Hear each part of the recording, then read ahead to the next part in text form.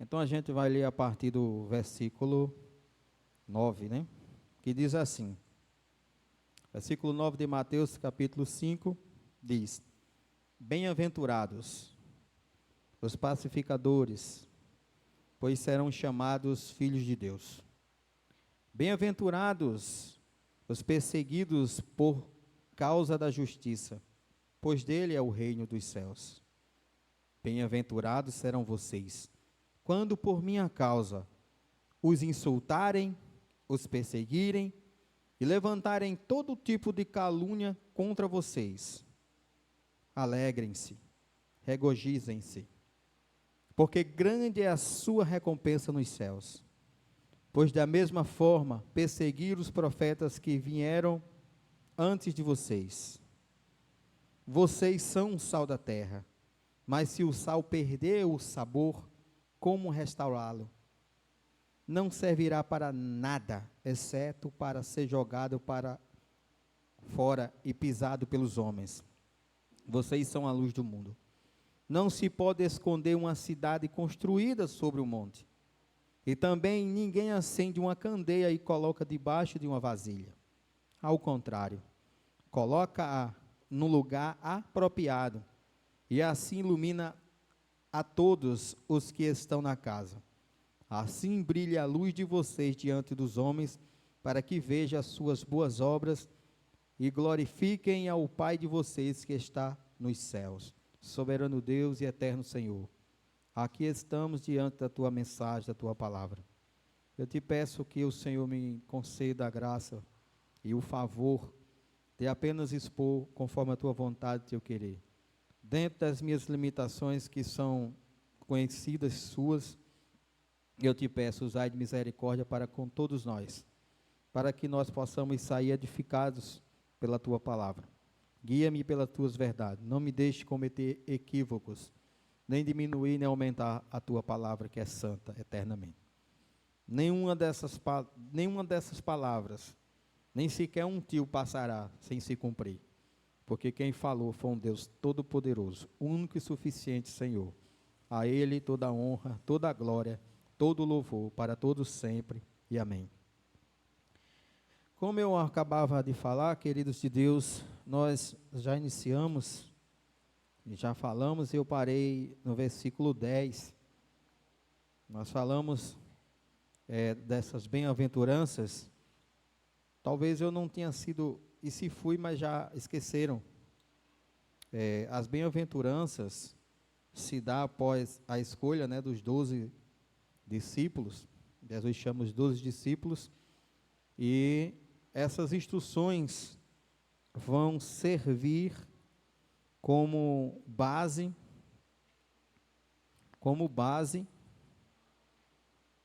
para o comportamento de agora em diante dos crentes, dos convertidos, de todos que vão se converter, de todos que dizem que servem a Deus. O capítulo 5, as bem-aventuranças, o Sermão do Monte, também conhecido, ele traça para nós o perfil do verdadeiro crente. Você já se perguntou se você vai ser salvo? Você já perguntou a você mesmo, será que eu estou salvo? Será que eu fui salvo? Pois bem, nós vamos ver mais uma vez as características de alguém que é cristão, que é servo de Deus e que serve a Deus com integridade, e que foi salvo, e que está sendo salvo, e que vai ser salvo, mediante a palavra de Deus. Nós vimos que as bem-aventuranças, a palavra bem-aventurança, ela é muito mais profunda do que simplesmente a alegria trazida por uma conquista, a alegria trazida por coisas terrestres, felicidades momentâneas e felicidades limitadas. A palavra bem-aventuranças tem um significado muito mais profundo, um significado de uma felicidade eterna, uma felicidade constante, uma felicidade no ápice, onde não há mais como ser feliz. Então, é isso que é a palavra bem-aventurados. E o versículo 1, o 5, né? Ele diz que bem-aventurados são os pobres de espírito. Eu expliquei da outra vez que são as pessoas que não se deixam enganar e sabem quais são as suas condições perante a Deus, condições de pecadores. Então elas têm dentro de si essa ciência, esse conhecimento de que elas são pecadoras, elas não se exaltam, elas sabem muito bem qual que é a sua situação perante a Deus. E por conta disso, Cristo chegou a dizer que delas é o reino dos céus, por saberem qual que é a situação. O versículo 4, bem-aventurados os que choram, pois serão consolados. Eu expliquei que seriam os que choram pelos seus pecados e os pecados dos outros. As pessoas que têm ciência, conhecimento pleno da sua situação pecaminosa, da gravidade dos seus pecados para com a santidade de Deus, e elas choram internamente, elas não têm prazer algum nos pecados que elas cometem, e aquilo que nós estamos sempre a dizer, que nós infelizmente ainda pecamos, mas nunca mais tivemos o prazer de pecar, nunca mais quando pecamos, nós fiquemos alegres ou até como se nada aconteceu. Não, há uma indignação total. E Jesus disse que aqueles que haveriam de segui-lo e de pregar o Evangelho, deveriam ensinar todas essas coisas, para traçar assim o perfil do verdadeiro cristão, traçar aí as características de alguém que é salvo. É uma evidência muito clara, quando nós vemos as pessoas buscando obedecer isso aqui, da salvação que aconteceu, que está acontecendo e que vai acontecer. Bem-aventurados os que choram, porque eles serão consolados. Porque chegará a hora em que Deus nos arrebatará e nós cessaremos, nunca mais voltaremos a pecar. Bem-aventurados os humildes, em algumas traduções, mansos, porque receberam a terra como herança. Já expliquei também que mansos aqui seriam aquelas pessoas que se submetem à vontade de Deus, sem hesitar, sem reclamar, sem questionar. Elas simplesmente, humildemente, elas recebem os ensinamentos de Deus, visto que em outras épocas jamais se submeteriam a tais ordens, a tais desígnios. Bem-aventurados os que têm fome e sede de justiça, pois serão satisfeitos. Aqui nós não falamos de uma sede de justiça humana. Aqui não é eu buscar a justiça meramente por mim mesmo, mas é sede de justiça em que Deus faça a justiça. É buscar a justiça de Deus, que Deus faça a justiça. Porque o homem não está imposto ou creditado ele fazer justiça por si só, por mero prazer, ou porque acha que pode fazer, mas buscar a justiça de Deus, buscar isso daí. Então, bem-aventurados são os que têm fome, sede, ou seja, necessidade que Deus faça a justiça, e que a justiça de Deus seja breve, e ela será, pois serão satisfeitos. E o 7, bem-aventurados os misericordiosos, pois obterão misericórdia. Expliquei também que basicamente é a gente se colocar no lugar do outro, do nosso próximo, é a pessoa ter empatia, né? E sentir a dor do outro e nos compadecermos da situação do próximo e ajudar. Bem-aventurados os misericordiosos, pois eles também obterão misericórdia. Bem-aventurados os puros de coração, pois verão a Deus. O provérbio diz que sobre tudo que se deve guardar, guarda o teu coração, porque dele sai as fontes da vida, né? É de lá. Então mantemos o nosso coração sempre buscando as coisas de Deus, tirando os pensamentos ruins, buscando se purificar por intermédio da palavra, porque é a palavra que nos lava. É a palavra, é a prática da palavra, é a leitura da palavra e a obediência a ela que nos lava, e assim seremos purificados pela mesma.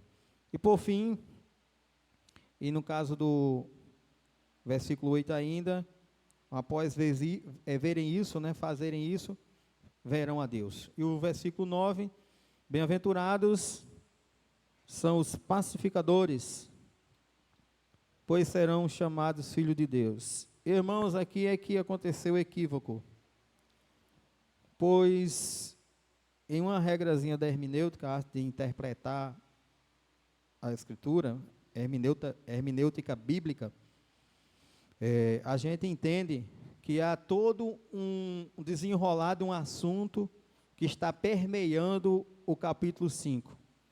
Eu não sei se vocês perceberam, mas o Senhor Jesus, ele dá instruções de como deve ser o comportamento das pessoas que vão pregar o Evangelho, também das que vão ouvir, das que vão se converter. Tendo falado assim, tendo dito isso, que tem um conteúdo a se desenrolar, um assunto se desenvolvendo, nós não podemos mudar de assunto, do nada mudar de assunto. Então foi isso que aconteceu, não foi gravado, até eu gravei, mas eu não coloquei no ar por conta desse erro, porque eu não quero induzir ninguém ao erro. Pois na verdade, irmãos, o que foi dito lá, é que as pessoas que fazem, os pacificadores ali, quando eu citei, eu enfatizei que seriam as pessoas que pregariam o Evangelho e, através do Evangelho, ajudaria a promover a paz para com seu Criador, já que, como nós sabemos, os que não servem a Deus ainda, pasme, né? Eles estão em pé de guerra com Deus, eles são inimigos de Deus, por excelência, até que conheçam a Cristo, se arrependam, se voltem para Deus, e através de receber a Cristo como seu Salvador, Cristo nos se reconcilie Ele mesmo, consigo mesmo, e assim por adoção sejam chamados filhos de Deus. Mas o fato é que, como nós não estamos falando aqui ainda de salvação, não é um assunto de salvação, mas sim traçando um perfil, mostrando como deve ser. Então, os pacificadores aqui, como, se eu não me engano, em Romanos capítulo 12, versículo 18, quer ver? É exatamente as pessoas que procuram e que devem fazer a paz. São as pessoas que pacificam, são as pessoas que apagam o fogo, fogo da briga, fogo da ira, fogo da contenda. Essas pessoas, por intermédio da palavra e da sabedoria em Deus, elas fazem promover a paz, a tranquilidade, como está em Romanos capítulo 12, no seu versículo 18, que diz assim: façam todo o possível para viver em paz com todos. E ainda diz aqui, né? Amados, nunca procurem vingar-se, mas deixe com Deus a ira, pois está escrito: minha é a vingança, eu retribuirei, diz o Senhor. Então a correção é essa, irmãos. Os pacificadores são aqueles que, ao ver a casa cair, pegar fogo, eles jogam um balde de água e impedem que o mundo se acabe. Portanto, é bom a gente vigiar com a língua, como Tiago diz, pois a língua, ela tem o poder de tocar fogo em uma plantação inteira, promover a guerra. Tiago chegou a dizer que da boca de um crente, né, de um servo de Deus, de uma fonte, ele usou a analogia da fonte, o exemplo, que em uma fonte nunca se viu ela jorrar água doce e água salgada. Então, como posso pregar, como posso dizer que sou crente, se eu produzo por intermédio da minha língua, a mesma língua que canta o Senhor, a mesma língua que está aqui proferindo palavras de bênção para vocês, mas também maldição, contenda, equívoco, falso testemunho. Então, irmãos, o que eu queria dizer, corrigindo, é que os pacificadores realmente são as pessoas que, elas com a sabedoria de Deus e dada pela palavra, elas conseguem apaziguar e assim trazer a paz aonde estava tendo guerras. Por fim, a gente vai adiante no seu versículo 10. Vamos no seu versículo 10, onde tem mais uma bem-aventurança. No versículo 10, a bem-aventurança encontrada aqui, a felicidade das pessoas ao fazerem isso, é uma coisa bem inusitada. Jesus diz que essas pessoas são bem-aventuradas, elas são muito felizes, elas são privilegiadas, Luciano. Mas quando a gente vai olhar com o que Jesus está dizendo que as pessoas são bem-aventuradas, eu poderia parar aqui, porque eu já entendo, porque há tantas igrejas, há tantos ministérios, há tanto nome de denominações espalhadas por aí, igrejas por aí, há tantos crentes, tantos, mais tantos, mais tantos, e não há nenhum desses locais perseguição, eles não perseguem uns aos outros. Aí você diz, e não está bom isso? Calma, não está bom não. Não há perseguição, não há um combate, ao contrário, elas são unidas, muito unidas. Essas igrejas costumam brigar por questão de dízimo, quando os irmãos são ricos e ali estão frequentando determinada igreja, eles crescem os olhos, mas fora isso, podem dizer o que disser, pode pregar o que quiser, pode casar 20 vezes, pode estar em adultério, pode roubar capim na casa dos outros, no terreno dos outros, pode roubar a vaquinha Salomé, olha, pode fazer o que quiser, e ninguém dentro daquelas igrejas, nem nos outros locais vão dizer nada, porque a bem-aventurança aqui, é justamente por causa da justiça de Deus, por causa da sua justiça, né? Bem-aventurados os perseguidos por causa da justiça, pois deles é o reino de Deus. O que vai atrair essa perseguição é justamente viver a palavra, buscar a justiça de Deus, o evangelho, pregar o evangelho e combater com o evangelho as coisas erradas. É aí onde começa o desmantelo, porque a partir do momento que as pessoas que se manifestam, quando vê coisas erradas, que citam nome de irmãos, que citam nome de denominações, o inferno todo se levanta. O inferno todo se levanta e Jesus disse que tem que ser assim. Que tem que ser assim. E ele diz que são bem-aventurados os pregadores, as igrejas, os irmãos, que são perseguidos por causa da justiça de Deus. Sobre a promessa de que desses tais é o reino dos céus. Logo, eu fico pensando como é atordoada, como é difícil, como é horrível a vida de um pregador de Deus, de um pastor de Deus, de uma igreja de Deus, que tem em seu pleno juízo o senso do dever, de pregar o evangelho, de cobrar o evangelho, de punir quando não se faz o que o evangelho determina. Eu fico pensando, irmãos, o peso que há sobre a igreja, sobre o pregador, sobre o dirigente, quando isso acontece. Jesus disse que, por conta dessa justiça de Deus, por praticarmos a justiça de Deus, impormos a justiça de Deus, ensinarmos a justiça de Deus, sobre pena do não cumprimento, serem disciplinados, isso atrai perseguição. E pasme, não é perseguição, irmão Luciano, da facção A, da facção B, do comando azul, do comando preto, da Al-Qaeda, não sei de... Não! É perseguição dos cujos ditos evangélicos, crentes, convertidos, pastores, pregadores. Essas perseguições vêm dessas pessoas. Aí lembrem-se que eu disse que há pouco tempo essas igrejas são unidas, esse povo são unidos, ninguém fala de ninguém. Parece até o pessoal lá do PT, ninguém larga a mão de ninguém.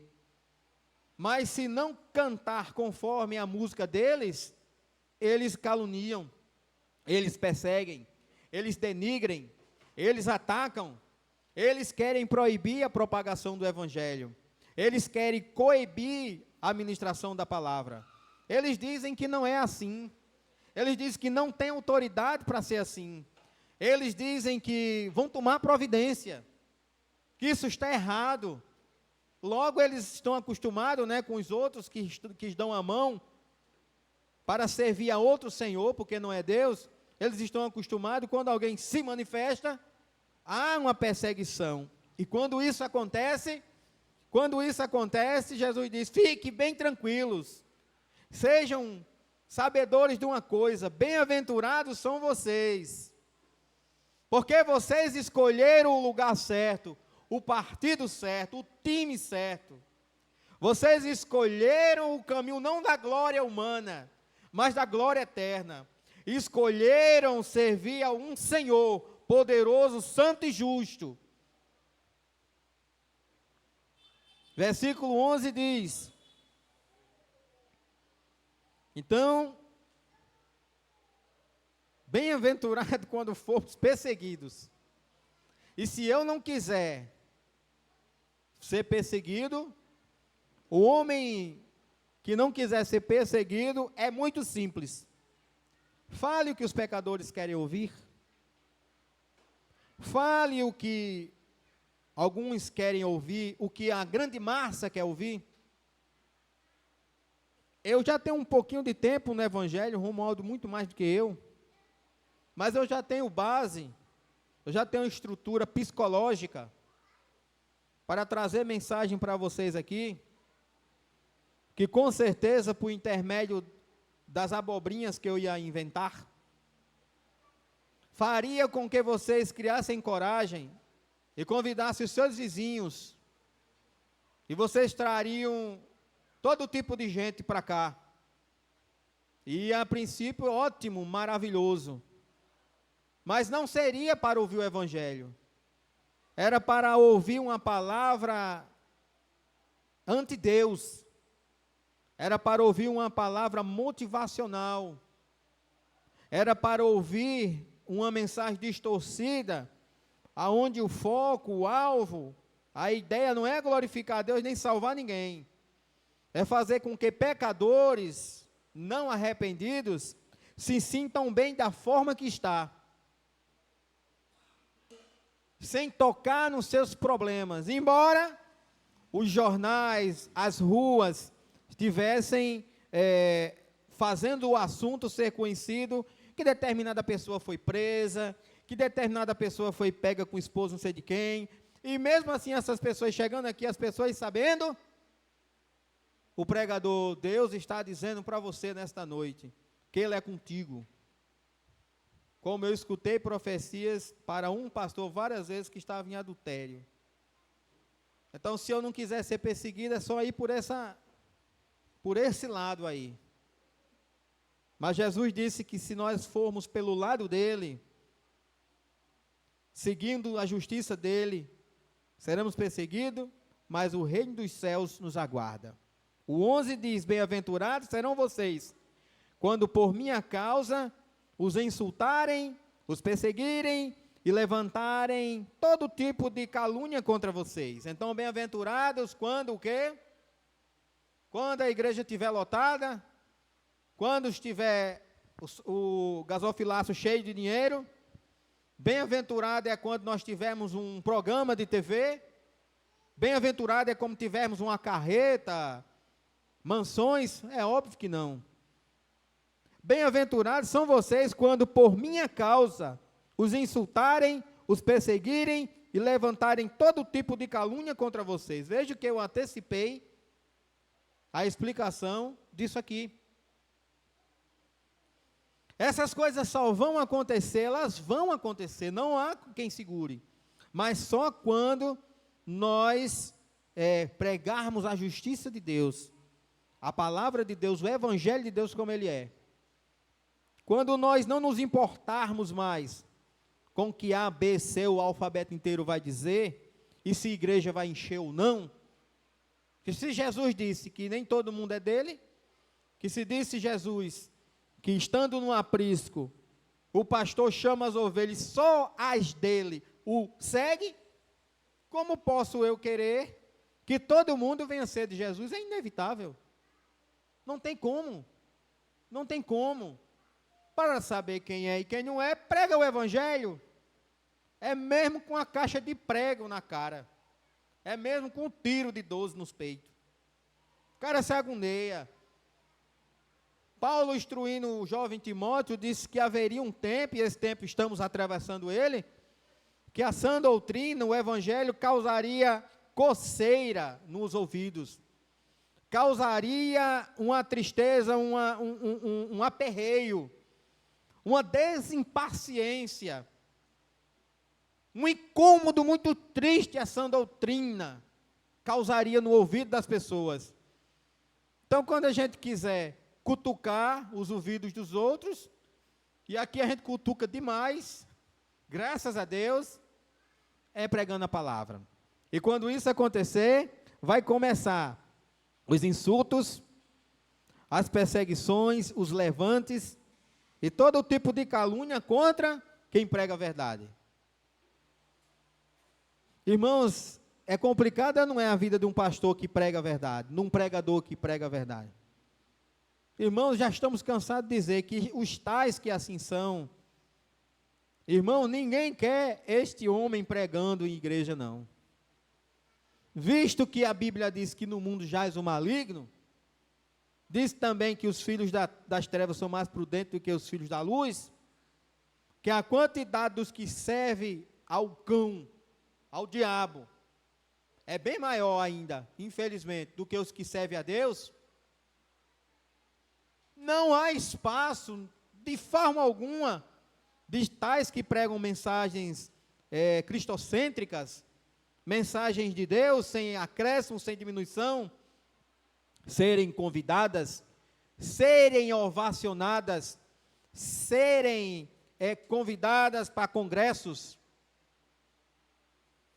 terem sua imagem nos jornais, nas mídias sociais, e serem apelidados, que eu nem quero esses apelidos, como canela de fogo, trovão, relâmpago, explosão de Jeová, dinamite santa, empilhadeira de Jeová, que sai derrubando tudo. Eu nem quero esses apelidos, porque quando os tais se comportam assim, com esse falso evangelho, é isso que eles ganham. Mas os que não fazem isso e pregam a verdade de Deus, elas ganham isso aqui, ó. Insultos, perseguição, levante e todo tipo de calúnia. É o que eu disse, o inferno se levanta para paralisar, para travar, para neutralizar a igreja de Deus. Mas eu louvo a Deus que a igreja de Deus, como Romualdo sempre diz aqui, que acho que foi o rabino maior da Assembleia de Deus, sede em Campina Grande, bem enfatizou por várias vezes ao presbítero Romualdo, quando este mesmo fazia os cursos de teologia, e o pastor Orlando era o seu professor, instrutor, disse que a igreja, com muita sabedoria, é a única instituição no mundo que ela já entrou na batalha ganha. Ela está tranquila, pois ela está debaixo de uma palavra de Cristo profética, que no mesmo evangelho que Mateus registrou, vai dizer que, de forma alguma, as portas do inferno prevalecerão contra a igreja de Deus. E essas coisas aí, esses levantes, esses moídos, se não pode isso, não pode aquilo, não passam de portas do inferno. Não passam de portas do inferno. E elas não prevalecerão segundo o que o nosso Deus soberano diz. Aleluia. Quando isso acontecer, essas calúnias e tudo mais, alegrem-se e regozijem-se, porque grande é a sua recompensa nos céus, pois da mesma forma perseguiram os profetas que vieram antes de vocês. Irmãos, quando isso acontecer, vamos correr. Quando isso acontecer, irmãos, quando isso vier a acontecer, é motivo de alegria, irmãos, regozijar-se, porque grande é a nossa recompensa nos céus. Mas mais interessante e o melhor ainda, é saber, irmão, que assim como perseguiram os profetas que vieram antes de vocês, que assim foram perseguidos os profetas que vieram antes de nós, os pregadores, os reis, todos que pregaram a palavra nos salmos, nas profecias, nos profetas. Irmãos, se nós fizermos o que Deus nos pede, o que nos exige, e se nós fizermos o que é para fazer, nós, irmãos, teremos o privilégio de também estar ao mesmo patamar, irmãos, dos profetas que foram perseguidos e foram mortos por causa do Evangelho. E é isso que os que não servem a Deus não querem. Eles não almejam o céu, almejam riquezas, almejam status, eles só pensam em si. Então isso é um privilégio. Jesus disse que somos bem-aventurados quando por causa dele, da palavra dele, da justiça dele, recebemos insultos, perseguição, levante e todo tipo de calúnia. Alegre-se mais uma vez, regozijem-se, porque grande é a nossa recompensa nos céus, porque assim já perseguiram os profetas e todos que vieram de nós. Versículo 13 diz: vocês são o sal da terra, mas se o sal perder o seu sabor, como restaurá-lo? Não servirá para nada, exceto para ser jogado para fora e pisado pelos homens. Jesus, quando fala isso, Jesus está diante de um contexto em que as pessoas utilizavam o sal não como nós conhecemos. O sal era tirado do Mar Morto, por exemplo, e ele não recebia nenhum tratamento, nenhum refino, nenhuma adição de nada, como o sal que nós temos hoje, que vem todo industrializado, é tanta coisa que se coloca ali, e aquele sal demora muito a perder o sabor, ou seja, a capacidade de quê? A capacidade de temperar, né, de dar o gosto na comida, a capacidade de preservar para que a comida não apodreça. O sal tem essas características, não deixa que a comida se estrague, conserva. E tem a capacidade, irmão, de um pinguinho de sal que a gente coloca num cantinho da panela. É interessante que quando a gente mexe lá no outro lado, com poucas horas depois, no outro lado está salgado, sendo que nós botamos o sal aqui. E esse sal, ele influenciou, esse sal, se passou e influenciou todo o alimento. Todo o alimento ali ficou salgado. Então Jesus, quando ele está falando isso, ele está diante desse contexto. As pessoas traziam o sal e começavam a usar o sal na culinária ou em remédios. Mas quando o sal, porque não tinha nenhum aditivo, irmão Luciano, ele perdia o sabor. Por que sal serve mais se não salga? Se não conserva, se ele não influencia mais nada, se ele não dá o gosto, não presta para nada. O que é que se faziam? Pegava esse sal e colocava nos seus quintais, na frente da casa, no quintal, ou uma estrada, pavimentavam a estrada com esse sal que perdeu o sabor. Esse sal não tinha mais utilidade. Então servia para a lama, que ali fazia quando chovia, como nós fazemos, colocamos pissarro, asfalto, alguma coisa, para não fazer lama. Então aquilo ali ajudava as pessoas a não escorregarem. Se eu não me engano, num próprio pátio do templo, em alguns locais, no pátio não sei, mas em uma região do templo acontecia isso, acho que nos arredores. Então é diante desse contexto que Jesus vai dizer o seguinte: quando ele viu aquela situação com o sal, ele disse assim: vocês são o sal da terra. Quem é o sal da terra?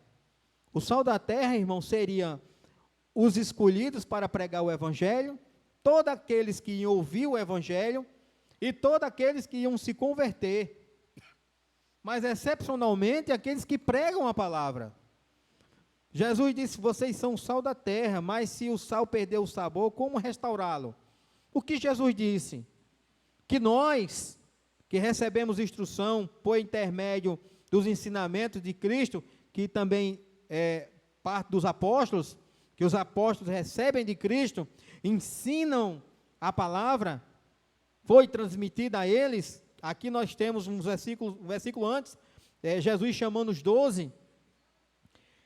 Se a pessoa, pregador, apóstolo na ocasião aqui, pastor, enfim, ou qualquer um de nós, irmãos, se nós perdermos essa característica do sal, de influenciar e de conservar a palavra de Deus, e de conservar o que é certo como certo, e o errado como errado, e se conservarmos os ensinamentos de Deus, e se nós fizermos isso, é como o sal que nunca perde o sabor, que é sempre utilizado. Mas se nós não fizermos isso, se nós não influenciarmos, se nós não pregamos mais nada, se nós não temos capacidade com os nossos testemunhos, com a nossa vida, com o nosso comportamento diante da sociedade, de influenciar, de fazer com que alguém olhe para nós e diga assim, como fulano é uma pessoa de Deus, eu vou qualquer hora visitar, me fale um pouco da palavra. Quando a gente, como pregador, ou como um irmão qualquer, mas principalmente um pregador, um pastor, perde essa qualidade essencial de influenciar,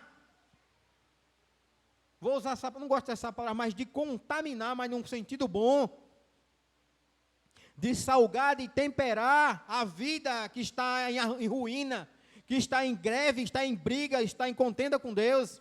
E essa pessoa, pregador, nas suas pregações, nas suas ministrações, na sua vida, não influencia nada.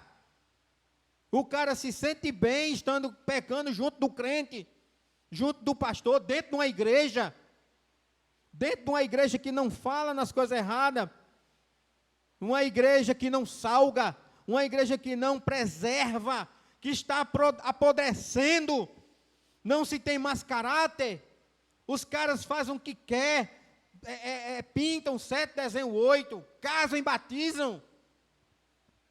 Este sal, não só esse pregador, mas essa igreja, esses que se reúnem, já perderam sua qualidade faz tempo. Não tem utilidades para o reino de Deus, não tem utilidades, e não são dignos de serem chamados representantes de Deus aqui na terra, pois não temperam nada, pois não influenciam nada, pois não conservam nada. A corrupção ali dentro cresce mais do que nunca, o pecado prevalece mais forte, as pessoas ficam alegres dizendo que o seu pastor é uma bênção, que ama aquela igreja, que é assim que deve ser a igreja. Devemos procurar uma igreja onde nós venhamos nos sentir bem, no sentido de que, deixe eu pecar em paz, não mexa no meu adultério, não mexa no meu roubo, não mexa na minha feitiçaria, não mexa dos meus negócios errados, não mexa nos meus vícios.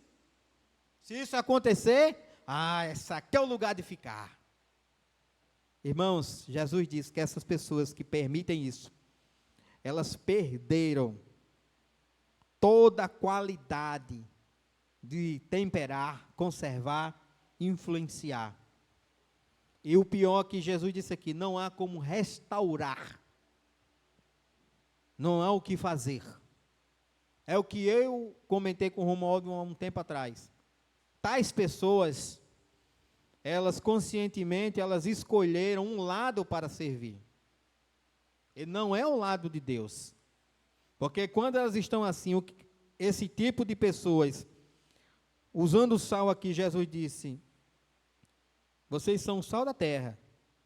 Então faça o que o sal faz. Mas se o sal perder o seu sabor, como restaurá-lo? Não servirá para nada, exceto para ser jogado fora e pisado pelos homens. É fato que ninguém vai pegar esse povo e o contexto, é o que Jesus estava vendo, e ele está ensinando usando este exemplo. Devemos dizer que tais pessoas, nós devemos entender, elas serão condenadas ao inferno. Serão condenadas ao inferno com igreja e tudo. Com igreja e tudo. E todos quantos gostam desses pastores, dessas igrejas que as coisas rolam e nada acontece. Jesus, no versículo 14, disse, após a gente ver Jesus dizendo o que o sal faz e o que os apóstolos, discípulos e todos nós que nos convertemos temos por obrigação, mas principalmente os que pregam,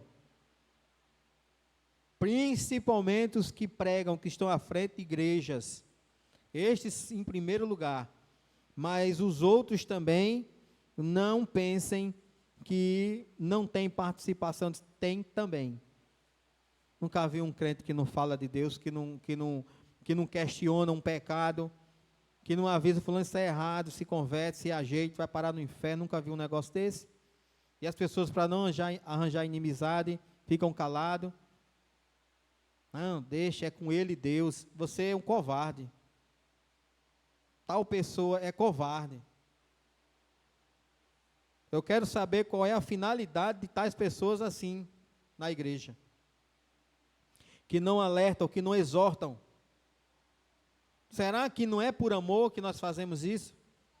Para que tais pessoas não vão parar no inferno? E como o Romualdo falou aqui antigamente há poucos dias atrás, acho que é Ezequiel 18, quando isso acontece, quando vemos essas coisas e nós não avisamos, essas pessoas vão morrer e vão para o inferno.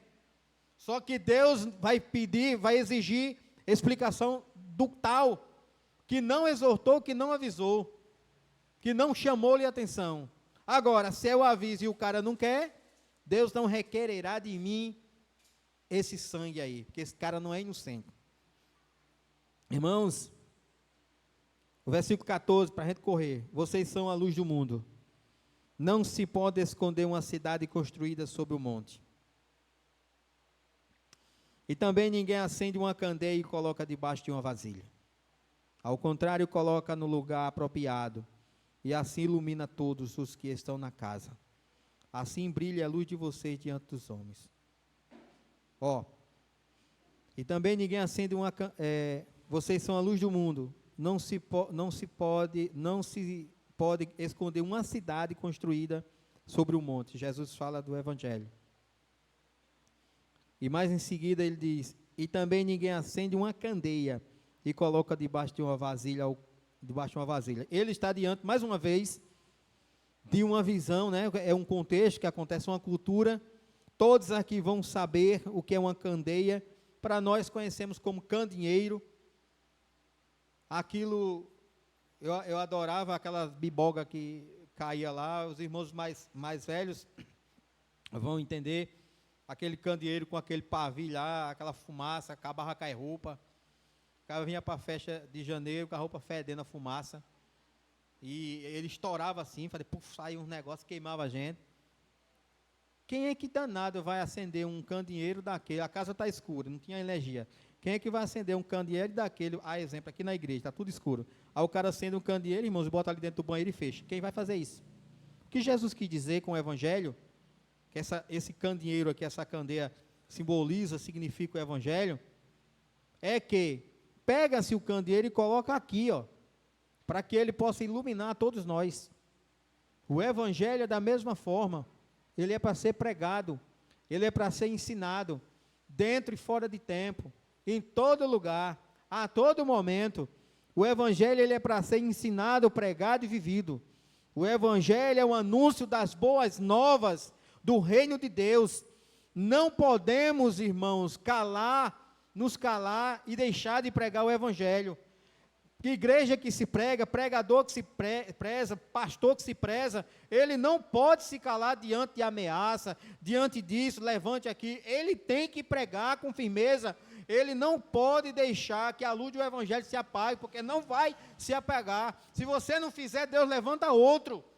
E sim vai.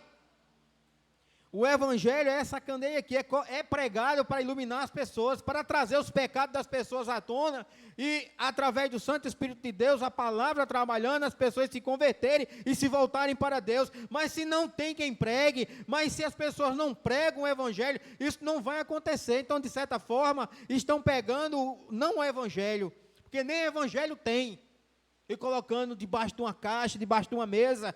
Não há luz. As pessoas continuam em trevas, mortas em seus delitos e pecados. Então, e também ninguém acende uma candeia e coloca debaixo de uma vasilha. Ao contrário, coloca no lugar apropriado e assim ilumina todos os que estão na casa. Quando nós usamos a nossa voz, os nossos conhecimentos e a nossa disposição para pregar o Evangelho, pessoas são iluminadas pelo poder da palavra, vidas são salvas, vidas são restauradas, casamentos, saúde.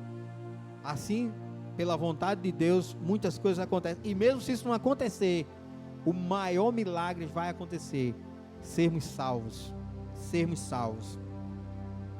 Ao contrário, coloca no lugar apropriado. Assim ilumina todos os que estão na casa.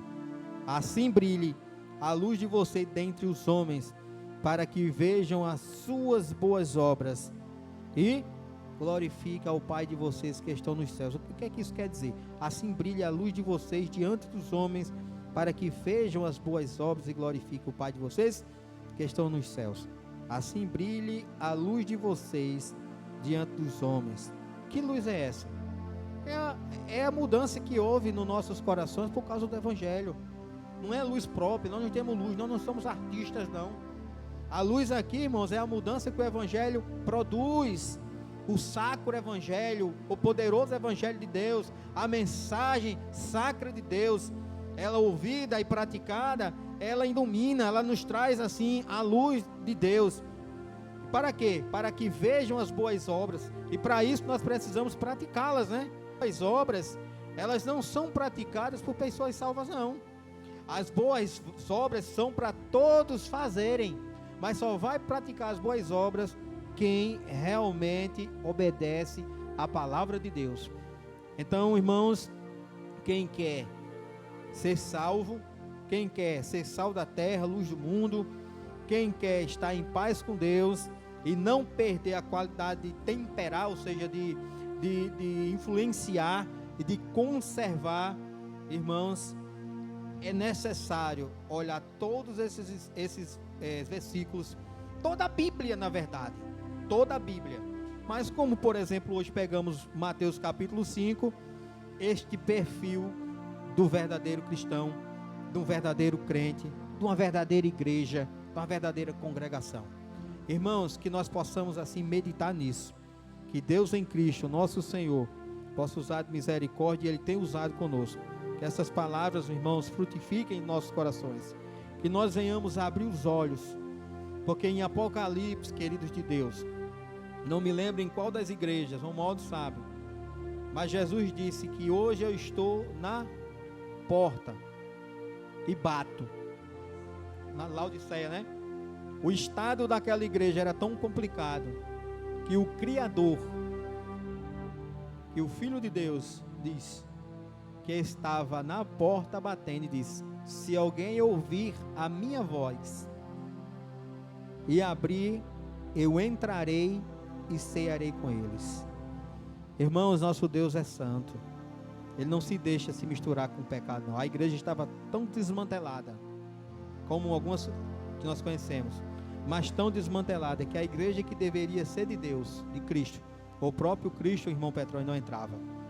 Estava às portas dizendo: olha, eu estou aqui, mas vocês não me ouvem.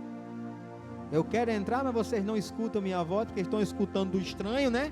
Estão escutando do falso pastor, estão escutando do lobo devorador, do demônio, e a minha não, né?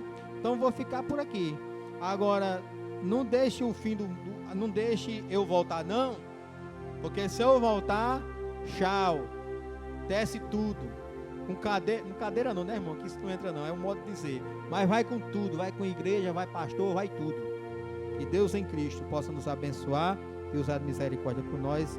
Eu agradeço os irmãos por terem me ouvido. Em nome de Jesus, amém.